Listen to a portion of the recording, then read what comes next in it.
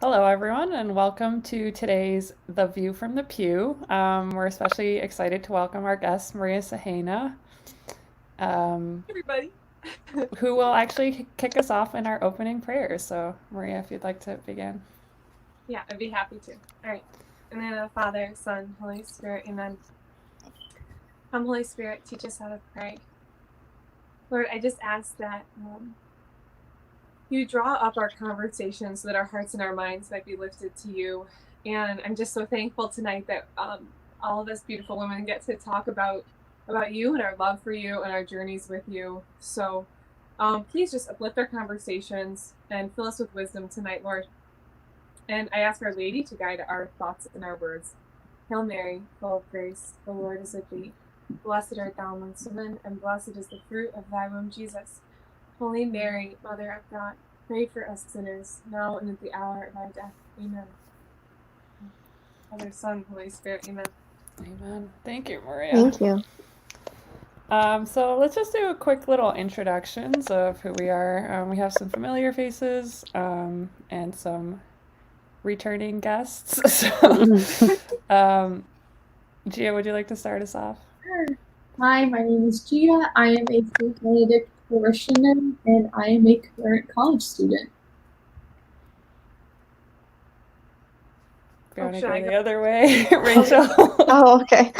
Hi, I'm Rachel. I'm an administrative assistant / ministry associate at St. Ben's.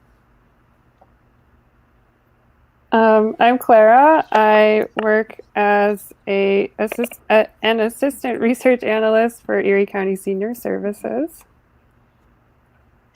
I'm Maria, and I am a nursing student. So I'm going to nursing school this fall, and right now I work as a nurse's aide at Elderwood. I take care of the old people there, and yeah, so that's what I'm doing right now.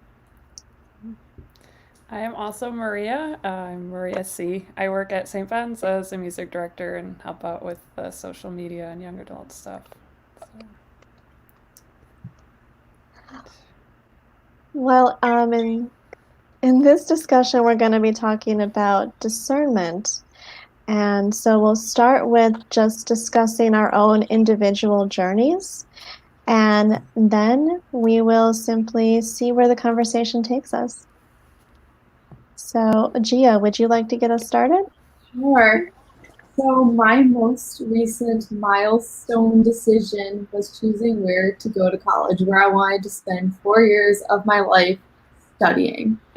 And a lot of people in my life, especially in my parish, they were really encouraging me to go to a Catholic college. They thought I would be the best fit for me since I was so involved in my faith.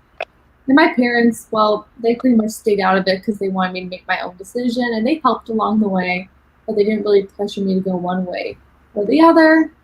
So, of course, I prayed about it, and I asked God, where should I go? What's the path that you want me to take? And I just really I had a set mindset that I'm like, okay, I gotta go to a Catholic college. There's no other option. I must go to a Catholic college. So I applied to all the locals, Niagara, Canisius, you name it, I probably applied to it. But something just didn't feel right about going to any of these schools. And then finally I came across Hobart and William Smith colleges, and that instantly felt like home. There was no doubt about it. I knew I was comfortable visiting the campus. I was comfortable walking around the campus, just everything about the school, the academics, what I was seeing just felt like home. So, but that felt a little hopeful because I'm like, wait, I thought I was supposed to go to a Catholic college. I thought that's what, Catholics did. So I prayed about it again. I'm just like, God, do you want me going to this college that's not necessarily Catholic? And he was like, yeah, I do. And I just can't even thank him enough for leading me there, because the people I have met, and actually my parish community there, is just stellar. And I could cry thinking about just all the people I've met and how my life is right now, and the career path that I ended up going on, because I thought I was going to major in political science and just do my thing, go to law school, and then I discovered a love for economics at Hobart and slowly switched my path. And now I am currently deciding whether I want to go to graduate school or just enter the workforce. So, yeah. That's really awesome. It's neat because Wow. sometimes we come into our discernment, I think, with a lot of expectations, and we kind of like expect that we know what God wants from us, but it usually doesn't turn out that way. No. Yeah. Yeah, I like when you said, Gia, everything was set.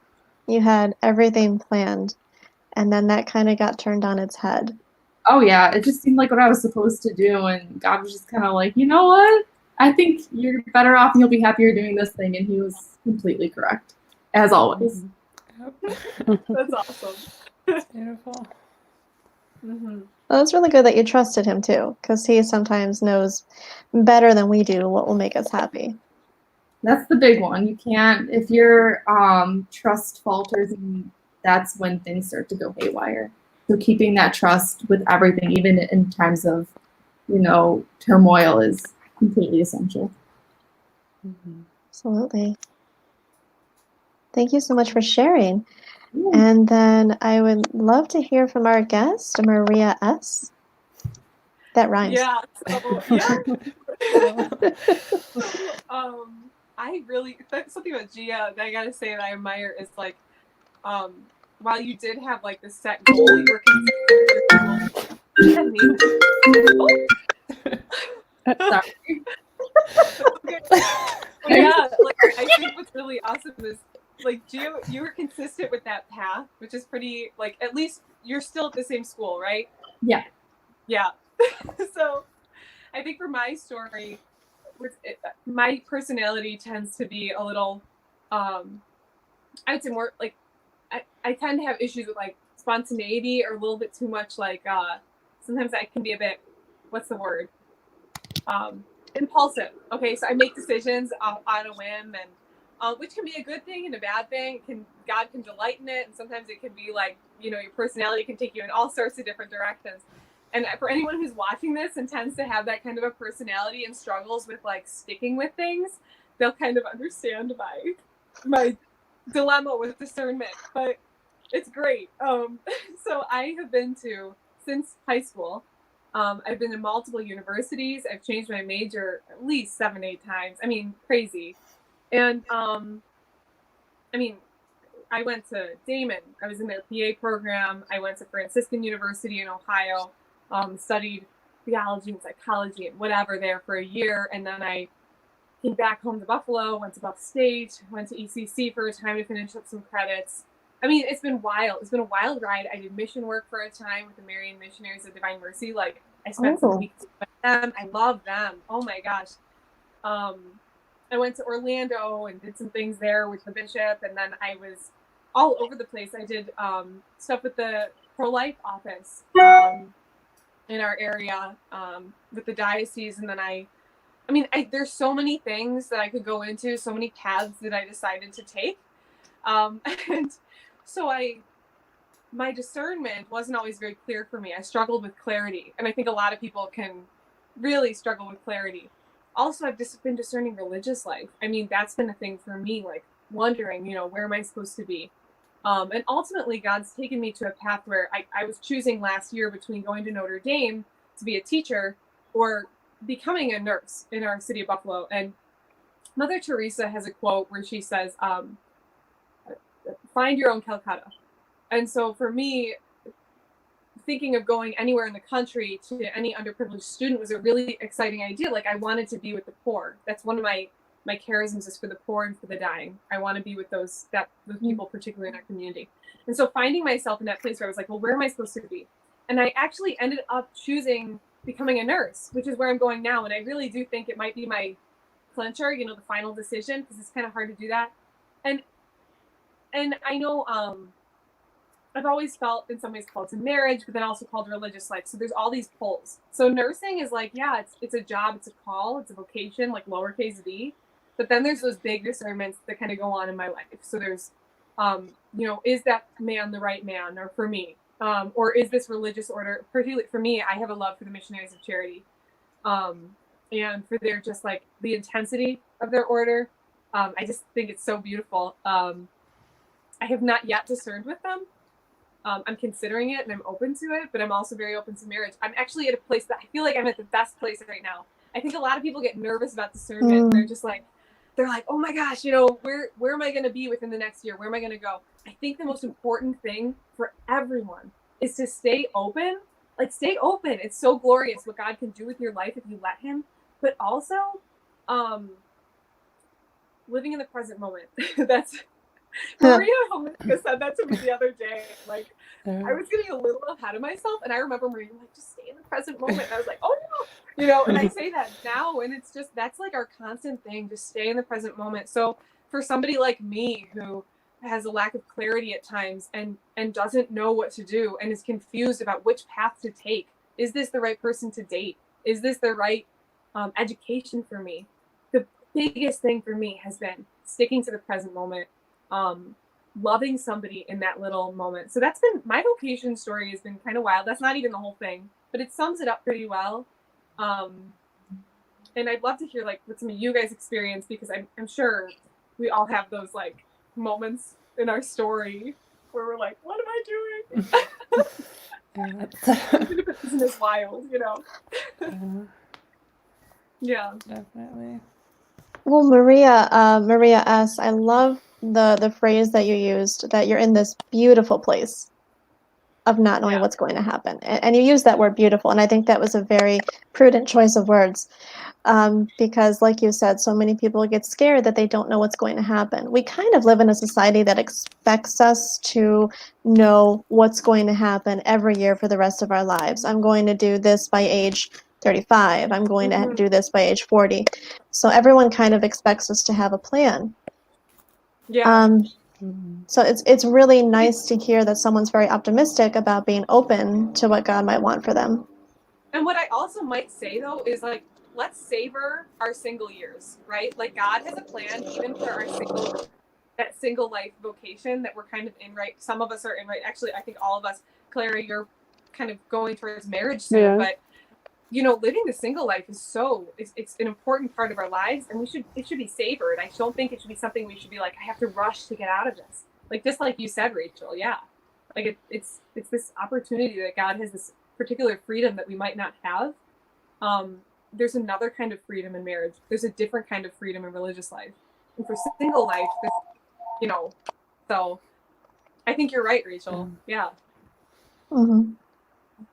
Yeah, I think there's a lot of pressure, I feel like, for like single people to like, I don't know, figure out their life, but it really is a time that like like you're saying, we should be grateful for and taking advantage of. And like when else are you gonna have all the time to like read and pray and like grow in friendships and relationships, dedicate yourself to your work? Like, once you have a family or you join an order, it's not like, you kind of have to balance things more. So absolutely, it's a cool time.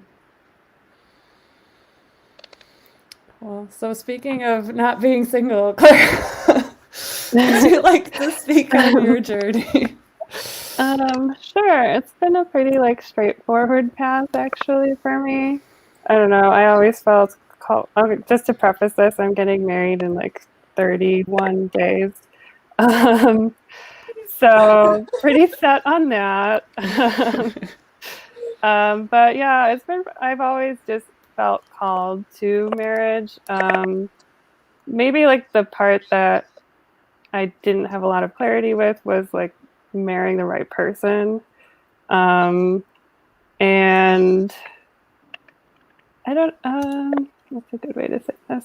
So I guess like the way that I kind of work through that is through a lot of prayer, but also discerning like my emotions kind of. And when I met Elliot, he just felt like, I don't know, like being with him was like being at home. Like I just felt a sense of peace that I have never felt before, really. Like I'm a very anxious person, like literally like nonstop anxiety, but just being around him, I felt like this peace that I think God wanted to bring to me. So that was a very clear indicator for me, kind of, that this is where I'm called to be. And I don't know, where I'll become the best version of myself, and experience and hopefully share God's love with other people. And part of that also is that not just in the process actually of discerning marriage, I discerned that I wanted specifically a sacramental marriage. I wanted to be able to talk about and share my faith with my future spouse, and yeah, just make God the center of our lives. So that's where I'm at. Pretty excited to be getting married. Yeah. A lot of stuff to do in the next month, but it's worth it. Congratulations, though. Thanks. I think that was such a beautiful way of putting it, that you wanted to become the best version of yourself. And that's such a great way to put that. And I think in a way that's what discernment is, in a way. But maybe we'll talk more about that later. Yeah. Yeah, actually, I was struck by when you said that it felt like home, because Gia also said that about her college experience. And that's something that's like really instinctual. It's not something that you analyze or like overthink about, which like I know I have a tendency to do, is overthink about things. But it's just like a gut feeling. But even more than a gut feeling, I think it's like something you feel in your soul. So that's cool. I liked how you said that. Yeah, definitely. So speaking of anxiety, as far as my discernment, it definitely has not been a direct path. And actually, I was talking to Maria S. about this the other day, how it feels like it's a roundabout way of wilderness, which is a phrase I read in one of the books I was reading recently by Richard Rohr. Where it's not like point A, point B, and you go directly there. It's like you go here, maybe go back, go there. And it's like it's not circular path, but it's very like twisting, I guess I would say. So it's also full of a lot of surprises. Like if someone had told me 10 years ago that I'm going to be like a music director at a church and doing all sorts of stuff that I'm doing now, I'd be like, no, that's not going to happen. Because I wasn't even like playing piano until high school, and it wasn't even a thought in my mind. But I think I ended up doing music in college, and I like discerned that that's what I want to do with my life, as far as like contributing to sacred music and helping bring people to God through music. So that's like my vocation with a lowercase v, I guess you would say. And as far as like what people say vocation with like a capital V, right? Like married life or religious life or single life. I discern religious life, and I almost joined an order. So, but like what you have all been saying before is that you know that something's right when you get a sense of peace about it. And this is something that I experienced when I was discerning. I had like no peace about it once I had decided to go. And I was like, well, obviously God doesn't want me to be miserable. So that's probably not what he's calling me to. And I've had the same feeling in like relationships. Like when you're in a relationship where you constantly are anxious about it or stressed about it, that's probably a sign that that relationship is not the right one for you. So what the future holds, I don't know, but I do know that following that sense of peace is something that's really crucial to me. I think that's really good advice for a lot of women in today's dating world. If there is no sense of peace, then there's probably something wrong. So that's really good advice. Thank you, Maria.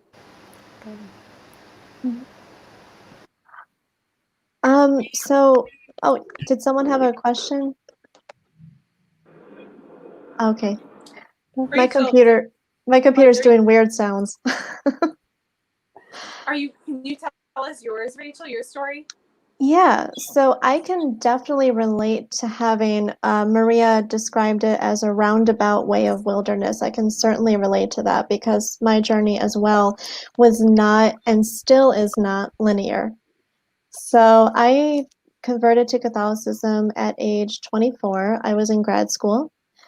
And it was a wonderful journey to my conversion.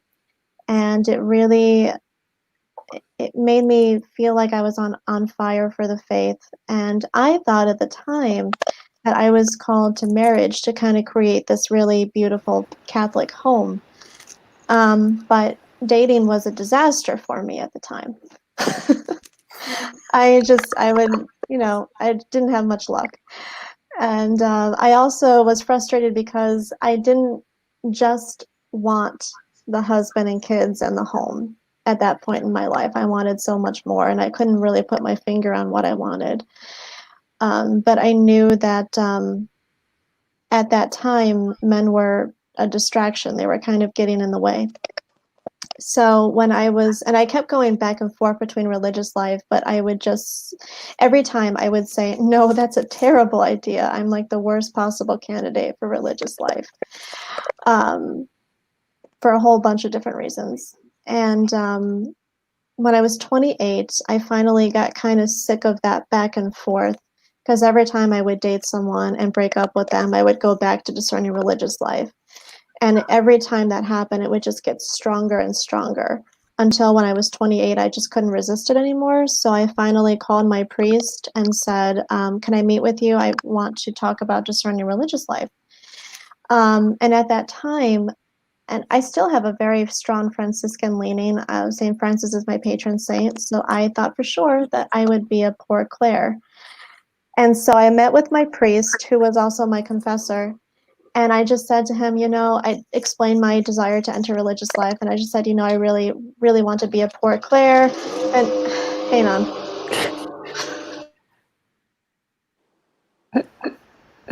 A lot of background noise today. Yeah. Speaking of God being a God of surprises, like, here we go. What happened next, Rachel? That is my housemate mowing the lawn, and I give him so much credit because it's very nice of him to do, because I never want to do that. Anyway,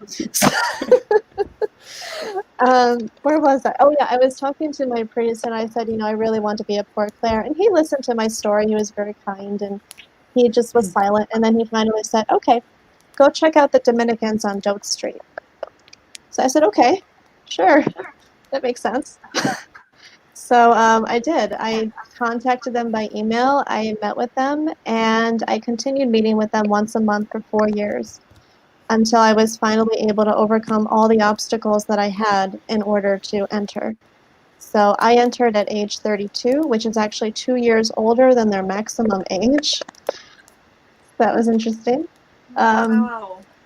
Yeah. Wow. But it was a beautiful experience. I was a postulant for 1 year, and then a novice for 6 weeks. And I thought I had found the answer. I thought I was exactly where I belonged, but something wasn't adding up. I kept getting sick. I was extraordinarily lonely because I don't have biological family that could visit me. So I didn't have a lot of visits. I only had 2 visits per year from friends. And we weren't allowed to talk about our emotions in the cloister. It was only surface level conversations, so that if you don't have family to come visit, or you don't have a spiritual director, and I did not at the time, that can create a really dangerous height of loneliness. And that's what happened to me. And I got sick, and I got depressed. And when I put the habit on, I knew very quickly that I would be leaving soon. And my novice mistress knew that too, because she was worried that I was going to leave before, but we thought we would give it a try. But 6 weeks later, I said to her, I was eating dinner, and I just said to her, can I meet with you after? And she's like, okay. And so we met, and she said, I know why you're here. And then I left a week later. So a month after that, I got back on my feet very quickly, thanks to wonderful friends.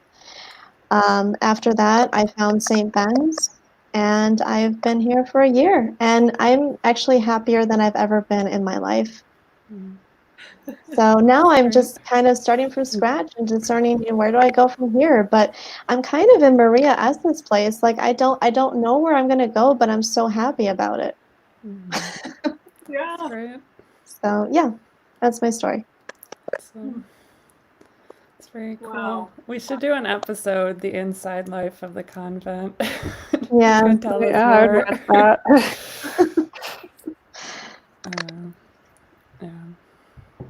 Does anyone have any questions for each other? And we can go a little over 7:30. We can go a few minutes over. That's fine.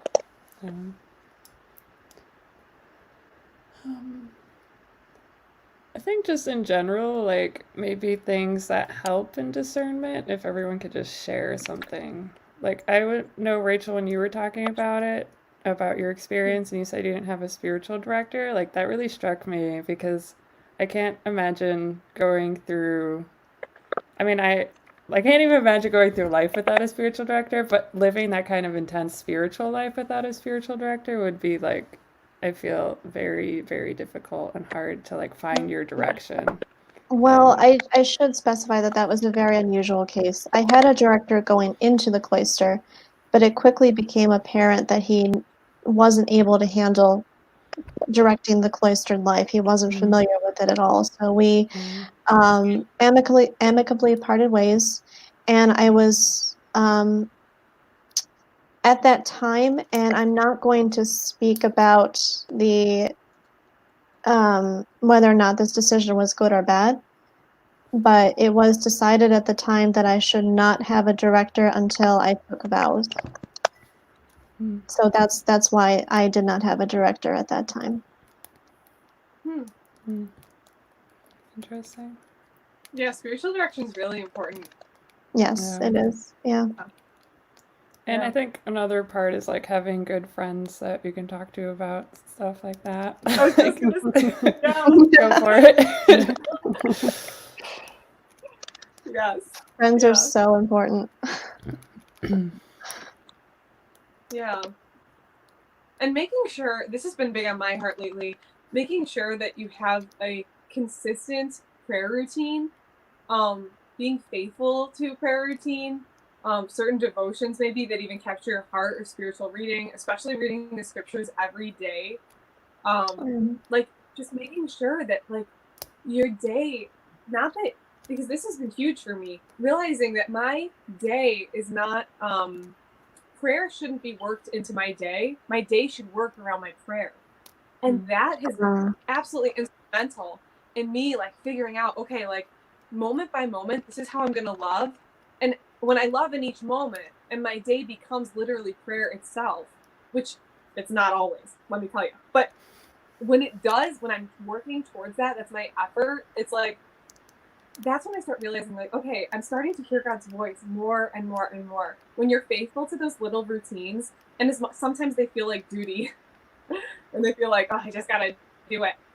But at the same time, like, that's kind of where that loving relationship with our Lord can really start moving your eyes and your ears towards seeing Him and hearing Him everywhere. That's huge, I feel like, for discernment, having like a consistent prayer life, which I am personally still working on big time. Because I'm such a spontaneous person, that tends to be for me, like, that's hard to stick with something. So I would just say prayer life, that's been something I'm working on. The friends, like what Maria said too, like having those holy friendships are super important. Like massively important. Yeah. Yeah, friends keep you I want to grounded ask you, too. Gia, can I just ask you, because you're like really in school right now. Well, I mean, it's summer, but how do you keep like a prayer life in school? That's my one of the things I'd love to hear, part of your story, and how you maintain that, and how you like discern through things even in school and moment by moment. I guess just go ahead. Well, it hasn't been easy. Of course, I make it to church every Sunday without fail. Yeah. And this past, my prayer life in my fall semester was kind of starting to fade away just because my academic courses were becoming quite a bit more rigorous. So for this past Lent, I decided, when I first wake up, how about instead of checking my phone, why don't I dedicate that time to God and starting off my day either doing a devotion or praying the rosary, just like finding something there to make sure that I'm keeping in touch with him. And then after those 40 days, that just, even especially coming home and being in quarantine, that just became part of my routine. Just that first thing before I do anything, it just knowing that that dedicated time is there. And then throughout the day, when I find the time and when I feel it in my heart, just adding it in there too. That's been, so far, it's working. So thank you for asking. Yeah, that's really helpful. It was helpful for you too that Lent came up and you had that opportunity. Yeah. Especially because if you stick to something for 40 days, it's bound to become a habit. But yeah, absolutely. Yeah. Maria S., I'm really also struck by the work that you're doing with the elderly and the poor. And I think also in a way your work in and of itself is a prayer. And I think that's true for all of us as well, just in different ways. Absolutely. Yeah. I think that's part of the goal, right? To make everything become a prayer, pray like without ceasing. Yeah. I love my old people. They're so sweet. They're you know, I have so much of a love for them, and it's definitely been hard during this time. It's getting a little better, maybe I would say, but taking care of people in that very tangible way has been, it's helped me see like part of my path. Like, yeah, I'm supposed to take care of people like this. You know, it's been a beautiful experience, definitely. Maybe we can, does anyone have any ending thoughts on what was spoken so far? Maybe we can quickly end, and very quickly, on something that has inspired us during quarantine, whether it be a book or something in the media. So for me, I'll just say really quickly, because it's very, very brief. One thing that I've loved during quarantine is being able to watch Bishop Barron's masses that he live streamed, and being able to hear his homilies all the time. I mean, it's really amazing to hear him speak. So that was really awesome to do.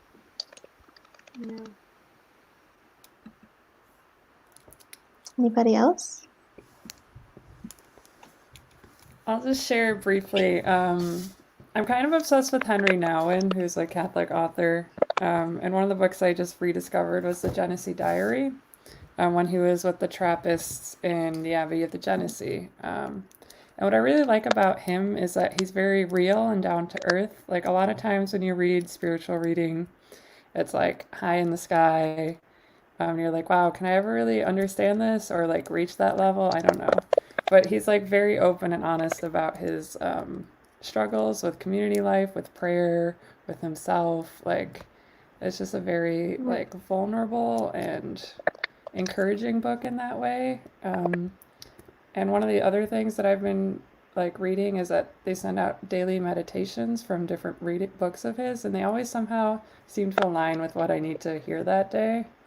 So I'm going to share the link if anybody wants to check those out and sign up. They just go right to your emails. Yeah. I'll share real quick.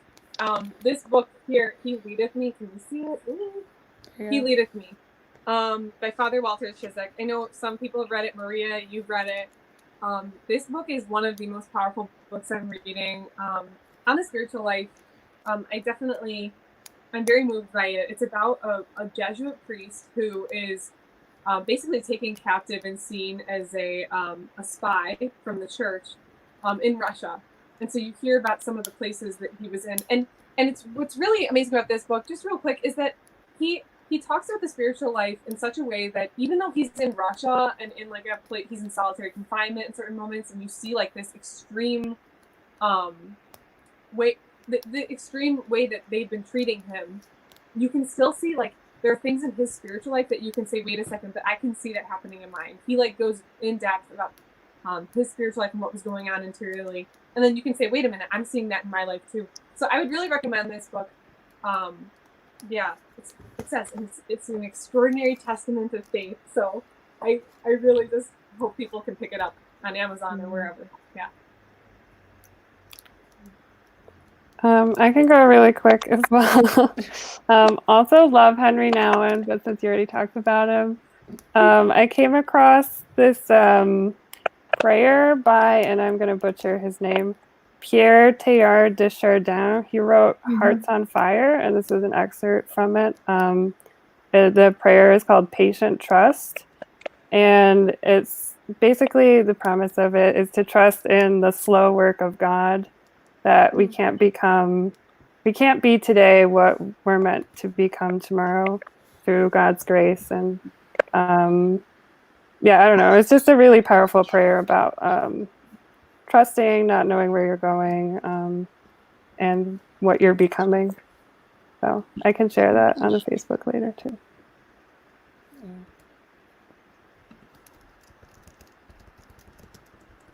Okay. Should we, Gia, did you have anything to add? I think just the most inspirational thing is I've been revisiting the book that I read my junior year of high school called What Jackie Taught Us by Tim Flaherty, that talks about like personal lessons and how to apply it to everyday life from Jackie Kennedy. And that really helped me with a lot of my insecurities in high school, so I'm just rereading it.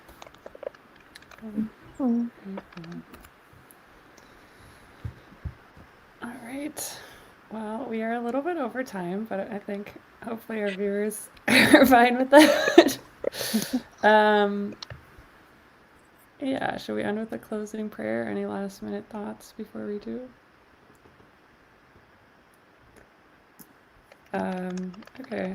So I think actually for the closing prayer, Claire, do you have the prayer up with you? Oh, I do. Do you want to just end with that and then post it in the comments later? That's fine. Beautiful. Okay. I guess in the Father, Son, Holy Spirit. Amen. Above all, trust in the slow work of God.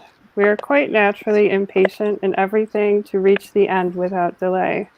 We should like to skip the intermediate stages. We are impatient of being on the way to something unknown, something new. And yet it is the law of all progress that it is made by passing through some stages of instability, and that it may take a very long time. And so I think it is with you. Your ideas mature gradually. Let them grow. Let them shape themselves without undue haste.